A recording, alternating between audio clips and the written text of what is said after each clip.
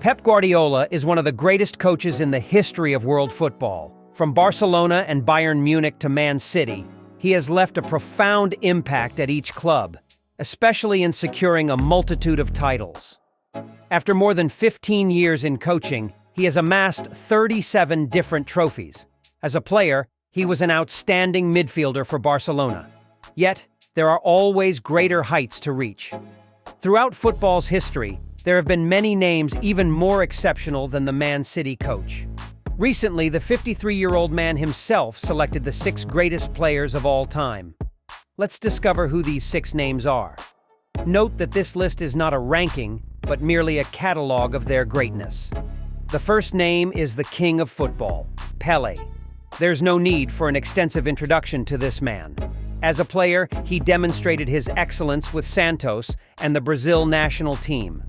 Over 18 years at the Brazilian club, he helped Santos win numerous titles, most notably 2 Copa Libertadores championships. With the Selecao, he secured 3 World Cup victories in 1958, 1962, and 1970, a monumental achievement that is hard to match. In December last year, the world mourned the loss of the football king at the age of 82. Tributes poured in from all continents, a testament to how beloved he was both on and off the pitch. Pep was no exception.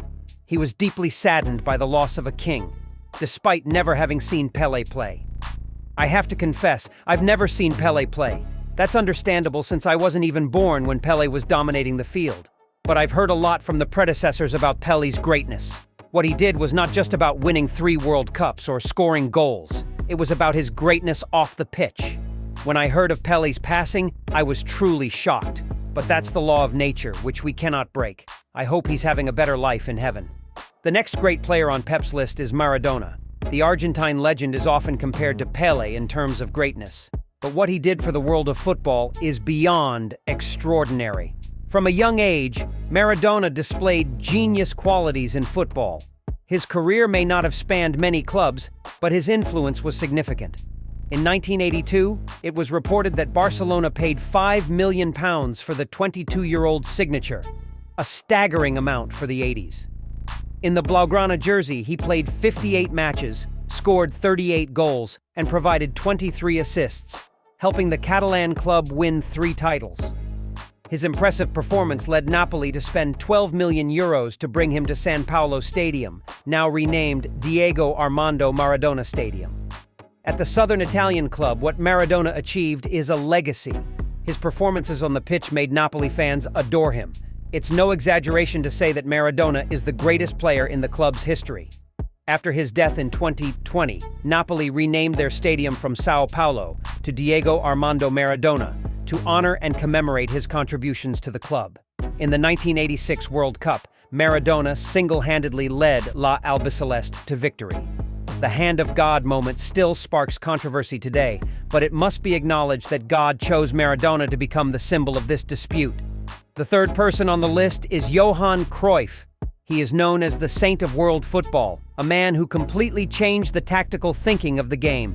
Cruyff was dubbed a saint not just for his extraordinary playing talent, but also for his genius footballing mind, unmatched by any other player or tournament. When people think of the Netherlands, they think of the 70s, a decade when total football reigned supreme and Ajax dominated Europe for many years.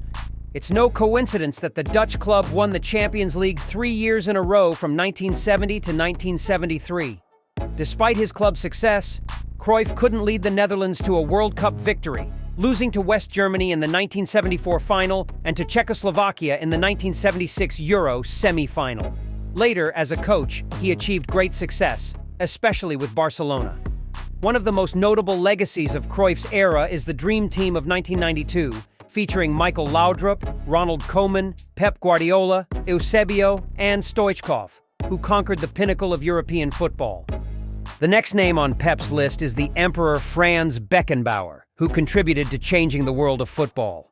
His nickname, the Emperor, originated from a magazine, likening him to Bavarian King Ludwig II because of his resemblance. But it wasn't just his royal looks that earned him this title. Throughout his career, Beckenbauer achieved countless extraordinary feats. His impact on German and European football is immeasurable. He is famed for popularizing the libero position. Although it wasn't a new concept in football at the time, only Beckenbauer could elevate it to regal status. He pioneered the revolution of transforming defenders into dangerous attacking assets. Many players have excelled in this position since, but none have reached the heights of their predecessor. Beckenbauer became the first and only defender to win the Ballon d'Or twice, in 1972 and 1976. His pinnacle achievement was leading West Germany to victory in the 1974 World Cup. Later, as a coach, he helped West Germany defeat Argentina in the 1990 World Cup final. The final names on this list are the fierce rivals Cristiano Ronaldo and Lionel Messi. For over a decade, these two have been mentioned in an unparalleled rivalry in football history. Both maintained their peak form for so long that the throne had two kings sharing the same table. Many contemporaries were expected to overthrow their dominance, but ultimately, none had the strength to do so. The Ballon d'Or race from 2008 to 2017 was exclusively between Ronaldo and Messi. They continuously broke records. Messi holds the record for most Ballon d'Or wins, while Ronaldo is known as the all-time top scorer.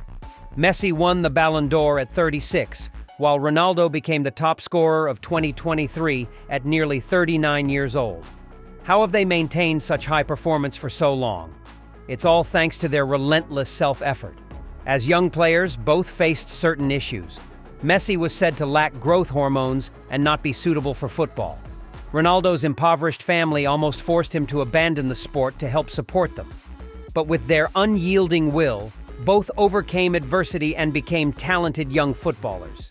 Gradually, they rose to become the world's leading superstars.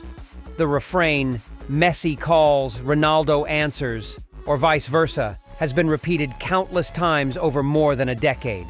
Pep once commented on Ronaldo and Messi, "I don't understand how football could produce two such exceptional talents at the same time. We've witnessed their greatness for a long time, but there's still no sign of it cooling down. This duo may be the longest to maintain peak form, and I believe football will never again produce two players like them." Above is the list of the 6 greatest footballers that Pep has chosen. Only Messi and Ronaldo are still playing, and who knows, they might continue to create greatness in the future.